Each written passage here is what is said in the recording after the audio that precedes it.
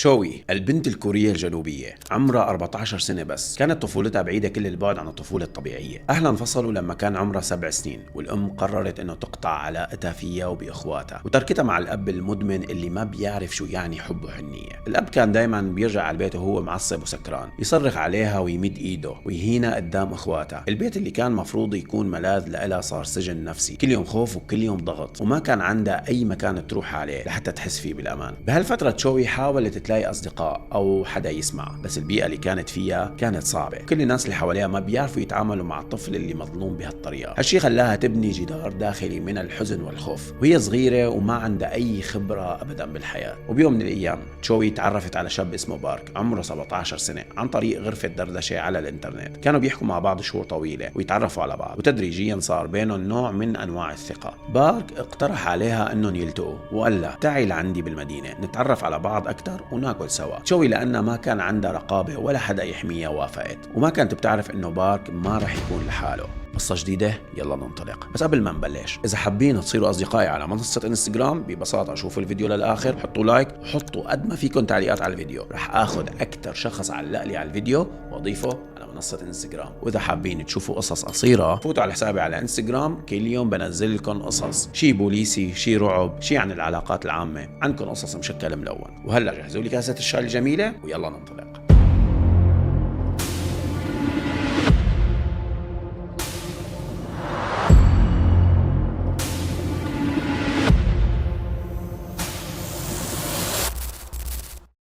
لما وصلت على المدينة استغربت لأنه المكان بعيد وما في ناس حواليه، وما كانت متوقع أنه بارك يجي ومعه عصابته. عصابة كاملة من 13 شخص تقريبا، كلهم جايين مشان نفس الهدف، السيطرة والاعتداء عليها. أول ما شافوا تشوي هجموا عليها، ضربوها وغاب واعية فورا. بعدين أخذوها لغرفة بفندق مستأجر، وكانت الغرفة مستأجرة بطريقة غير قانونية لأنهم أقل من السن القانوني، بس الفندق ما كان يراقب أو يهتم بحدا. هالعصابة ما كانت بس عابرة، كل واحد عنده دوره، بيستنى دوره ليعتدي عليه من 7 ل10 مرات باليوم، واستمروا بهالشي سنة كاملة. كانوا يصوروها ويهددوها انهم رح ينشروا كل شيء اذا حاولت تخبر حدا. تشوي ما كان عندها اي حدا يساعدها، اضطرت تسكت وتعيش هالكوابيس كل يوم، وما في مكان امن تروح عليه. بيتها كان اسوأ، الاب كمان ما كان رح يتدخل، وكانوا اخوتها وقرايبها ما عندهم اي حماية او دعم حقيقي. مع مرور الايام الضغط النفسي اللي تعرضت له تشوي صار رهيب. كل يوم وهي رايحة على المدرسة او على البيت كانت تحت تهديد وابتزاز، حتى صحتها الجسدية كانت عم تتدهور بسبب الضرب المستمر والأمراض النفسية اللي ظهرت نتيجة الضغط المستمر عليها. أكثر شيء صعب كان إنه أصحابها أو زملائها بالمدرسة عرفوا ما حاولوا يساعدوها. كل مرة كانت تتعرض لمواقف جديدة كانوا يلوموها، وكانت هي المخطئة بنظرهم. حتى الشرطة بالبداية ما تعاملت مع البلاغات بجدية، وكانوا مستهترين لدرجة إنه في ضابط راح لغرفة كاريوكي وشافها وقال معلومات شخصية عنها وأهانة قدام المضيفات بدون أي تدخل فعلي. نهاية 2004 بعد ما تحملت تشوي كل هالمعاناة قدموا بلاغ للشرطة عن العصابة. الشرطة بلشت بالتحقيق ومسكت حوالي 120 مشتبه فيه، بس تشوي ما كانت متأكدة من كل شخص. أكتر شيء كانت متأكدة منه إنه 44 طالب من العصابة اللي اعتدوا عليها بشكل مباشر. خلال التحقيقات كانت الشرطة عم تتعامل مع تشوي بطريقة قاسية، بدل ما يحموها كانوا يضغطوا عليها، يسألوها عن التفاصيل المملة لكل حادثة، وين صار، مين ضربها، أي شخص من ال44. كلها أسئلة كانت تتعبق وتزيد خوفها، كأنه عم يلوموها ويقولوا لها ليش رحتي لعندهم، يمكن ما تكوني مجبرة على الشيء اللي عملتيه، وكأنه هي المخطئة بينما هن المجرمين الحقيقيين اللي دمروا حياتها. الغريب أكثر إنه أصحابها أو زملاء العصابة كانوا موجودين عم يشوفوا ويسجلوا، وما حاولوا يساعدوها أو يحموها، بالعكس كانوا مستمرين بتهديدها ويقولوا لها إنه أي محاولة للإبلاغ ممكن تخلي حياتها أسوأ. الشرطة بالبداية ما أخذت التهديدات بجدية، حتى لما صار الوضع واضح إنه في تهديدات مباشرة وسرقة وتوثيق فيديوهات، ما في أي تصرف فعلي. واحدة من المضيفات اللي كانت موجودة خلال التحقيق قالت إن سمعت ضابط الشرطة عم يقول كلام مهين لتشوي، وبسبب هالكلام فقدت شهيتها. ولما عرفت عائلتها بالقضية صار الموضوع رأي عام، وضغطت الناس على الشرطة لحتى تخلي التحقيق يتغير. الفريق اللي كان ماسك التحقيق استبدل بمحققات نساء فقط ليحاولوا يحافظوا على خصوصية تشوي واختها. وبالرغم من كل هالتغييرات تشوي واختها اضطروا ينتقلوا ليعيشوا بالعاصمة مع الأم ليتلقوا العلاج النفسي المناسب، لأنه الوضع النفسي والجسدي لتشوي صار سيء جدا. الدكتورة قالت إنه حالة تشوي كانت خطيرة خطيرة جدا، بتبكي باستمرار خلال الجلسات، وحاولت أكثر من مرة إنه تنهي حياتها. قرايبينا من طرف الأب كانوا يزوروها بس مو حبا فيها، كانوا يحاولوا يتأكدوا إنه أوراق التسوية اللي قدمها أهل العصابة لأبوها متوقعة. يعني باختصار كل الهدف كان مصالح مالية وما كان عندهم أي دعم حقيقي. أبوها أقنع للأسف الشديد إنه توقع على طلب التسوية، وأخذوا حوالي 50 مليون وون كوري وما أعطوا لتشوي ولا فرنك. توقيعها خفف الحكم على العصابة مع إنه هن دمروا حياتها، والشيء أثر على قدرتها على الدراسة أو الحصول على وظيفة مستمرة. بعد ما تشوي اضطرت إنه توقع على طلب التسوية، القضية وصلت للمحكمة، بس للأسف الحكم كان رادع وما صار أي عقاب حقيقي للعصابة. المحكمة رغم وجود الأدلة والصور والفيديوهات ما قدرت تعطي العدالة لتشوي. المثير للغضب إنه بعد كل شيء صار، المحكمة اعتبرت إنه الاعتداء مو قوي كفاية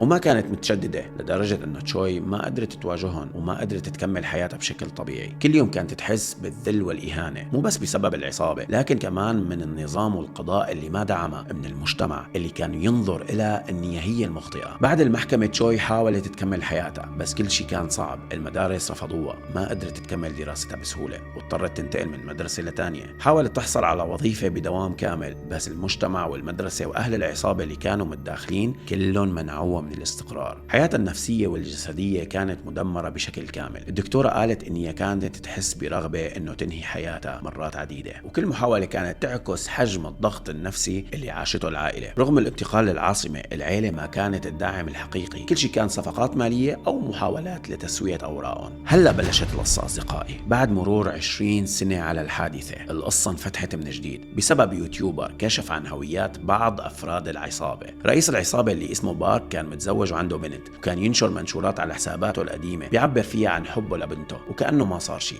اليوتيوبر نشر معلومات وصور وبيانات شخصية عن باقي أفراد العصابة، وفي مصادر قالت حتى معلومات عن زوجاتهم وأهلهم. الناس بلشوا يضغطوا عليهم، بعضهم فقد وظيفته بسبب تقييمات سلبية للمكان اللي يشتغل فيه، وبعضهم انكشف بالكامل رغم محاولات التستر. لكن المؤسف انه رغم كل هذا تشوي ما حصلت كمان على العدالة الحقيقية. صحتها النفسية والجسدية ما تحسنت وكانت مستمرة بالمعاناة، بينما العصابة عاشت حياتها بشكل طبيعي تقريبا. بعد ما انتشرت المعلومات عن العصابة من قبل يوتيوبر، المجتمع الكوري كان بصدمة كبيرة. الناس صاروا يستغربوا كيف النظام والقضاء ممكن يتجاهلوا جريمة كبيرة مثل هيك، وكيف الضحية المسكينة تشوي اللي كل حياتها تدمرت ما لقت أي دعم حقيقي. الشعب صار يراقب كل خطوة للعصابة، وكل مكان يرتبط فيهم صار تحت الضغط. المطاعم والمحلات اللي كانوا يشتغلوا فيها تعرضوا لتقييمات سلبية على جوجل وفيسبوك، وبعضهم اضطروا انهم يعلقوا لافتات يوضحوا فيها انه ما لهم علاقة باللي صار. بس هذا الضغط ما منعهم من محاولة التستر واستمرار حياتهم الطبيعية. الناس صارت تحس بالظلم بطريقة كبيرة، وبدأوا يتساءلوا كيف ممكن الضحية تدفع كل هالثمن والمجرمين يعيشوا حياة عادية وكأنه ما صار شيء. تشوي بعد مرور 20 سنة صحتها النفسية والجسدية ما تحسنت، بالعكس صارت أسوأ بكتير. كل يوم كانت تحاول تتجاوز ذكريات الماضي، بس كل مكان كانت تروح عليه، كل شخص تتعامل معه كان يذكرها بالذل والإهانة اللي عاشتهم. حتى أبسط التفاصيل اليومية صارت صعبة عليها، الروح على أي مدرسة، البحث عن وظيفة، أي تعامل اجتماعي. كل مرة تفكر إنه تبلش حياة جديدة تواجه تحديات كبيرة بسبب المجتمع اللي ما منحها فرصة حقيقية. تشوي بعد كل اللي صار معها صارت حاسة إن هي محاصرة من كل الجهات. المحزن أصدقائي بقصة تشوي إنه كل مرة كانت تروح فيها للبيت كانت تتعرض لمعاملة سيئة من أبوها، وكان يصرخ عليها ويمد إيده عليها وكأنه الألم النفسي والعقاب صار طبيعي بالنسبة له. برا العصابة كانت تستناها كل يوم من الصبح للمساء 7 مرات يوميا، وكل مرة بيصوروا المشهد وبيهددوها. حتى أصدقائها وأي شخص كان قريب منها ما كان يعرف شيء، كانوا يظنوا حياتها طبيعية وما حدا تجرأ يساعدها أو يوقف هالشيء. كل هالضغط النفسي خلاها مضطربة جسديا ونفسيا، لدرجة أنها حاولت أكثر من مرة أنه تخلص حياتها لأنها ما قدرت تتحمل الظلم والضغط. لكن بالرغم من كل هالضغط،